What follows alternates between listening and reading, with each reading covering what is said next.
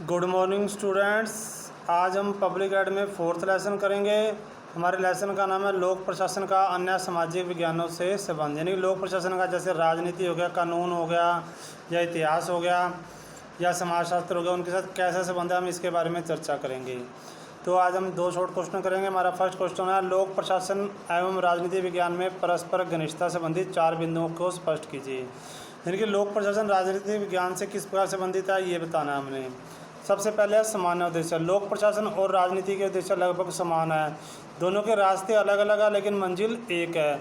दोनों का उद्देश्य एक ही है कि जनता की भलाई करना, और इन उद्देश्यों को प्राप्त करने के लिए वे एक दूसरे पर निर्भर रहते हैं। सेकंड पॉइंट है, राजनीति की सफलता प्रशासन के सहयोग पर।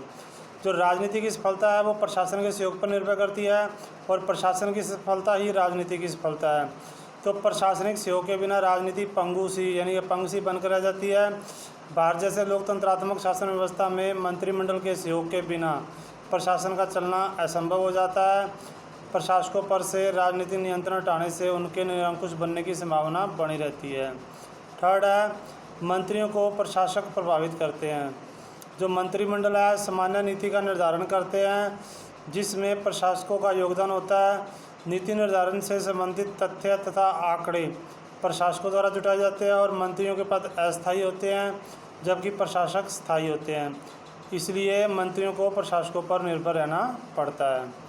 फिर है मंत्रियों को सलाह देना। मंत्रियों को परामर्श देना तथा त्रुटिपूर्ण नीति को चुनौती देने का कार्य भी प्रशासकों द्वारा किया जाता है। हालांकि मंत्री प्रशासकों द्वारा दी गई सलाह या चेतावनी को मानने के लिए बाध्य नहीं है, लेकिन अंतिम निर्णय उनके हाथों में होता है। फिर भी मंत्री उनकी सलाह को अनदेखा नहीं कर सकता। हमारा नेक्स्ट क्वेश्चन है, लोक प्रशासन और कानून के परस्पर संबंध बताने हैं। देखो, जो कानून होता है, कानून द्वारा प्रशासन की सीमा निर्धारित करना। यानी कानून लोक प्रशासन की सीमा निर्धारित करता है। लोक प्रशासन देश के कानून के अंतर्गत ही कार्य करता है, यानी कानूनों के दायरे में रहकर। किसी भी कार्य को लोक प्रशासन के द्वारा कानून के विरुद्ध नहीं किया जा सकता। प्रशासक कानून द्वारा स्वीकृत कार्य करते हैं। प्रशासकों की शक्तियाँ और अधिकतर कानून निश्चित किए जाते हैं। सेकंड पॉइंट है, लोक प्रशासक कानून की एक शाखा या उपभाग के रूप में। यूरोप के अनेक राष्ट्रों में लोक प्रशासन कानून के अधीन माना गया है। कानून को लोक प्रशासन का उद्देश्य और लोक प्रशासन को उसका माध्यम माना गया है। लोक प्रशासन की संस्थाओं द्वारा यह निश्चित किया जाता है कि जो राष्ट्रीय कानून का पालन है अधिक से अधिक सीमा तक हो, इसलिए यह कानून की एक शाखा के रूप में मान्य है। थर्ड है, कानून निर्माण में लोक प्रशासन की भूमिका। कानून के निर्माण के साथ भी लोक प्रशासन का गहरा संबंध है। कानून निर्माण से पहले अधिकांश विधेयक जितने भी हैं प्रशासकीय विभागों में तैयार किए जाते हैं। इन विभागों में कानून का प्रारूप तैयार किया जाता है। विधानमंडलों के पास समय का अभाव होता है, इसलिए वे प्रशासकों को कानून बनाने की शक्ति दे देते हैं, और प्रशासन विधानमंडल की सीमा, मापदंड व शर्तों के अनुसार कानून का निर्माण करता है। प्रशासन द्वारा इस प्रकार बनाए गए कानूनों को अधीनस्थ विधान या प्रत्याधिकृत विधान कहते हैं।